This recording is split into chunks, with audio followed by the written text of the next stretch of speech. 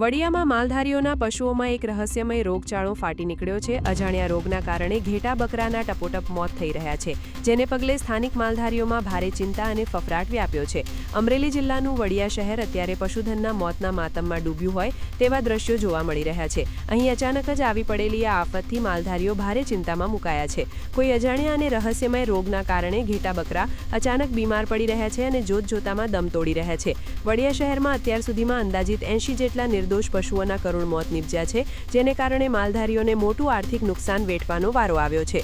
આ ઘટનાની ગંભીરતાને જોતા ગામના સરપંચ તાત્કાલિક એક્શનમાં આવ્યા હતા। તેમણે પશુ આરોગ્ય વિભાગને આ અંગે જાણ કરતા જ તાલુકાની પશુ ચિકિત્સકોની ટીમો તાબડતોડ વડિયા દોડી પહોંચી છે। આ રહસ્યમય રોગ કયો છે અને શેના કારણે ફેલાઈ રહ્યો છે તેનું ચોક્કસ કારણ જાણવા માટે તંત્ર દ્વારા યુદ્ધના ધોરણે કામગીરી શરૂ કરવામાં આવી છે। વડિયા અને આસપાસના વિસ્તારના અંદાજે 1200 જેટલા પશુઓના બ્લડ અને અન્ય સેમ્પલ લેવાની તજવીજ હાથ ધરવામાં આવી છે।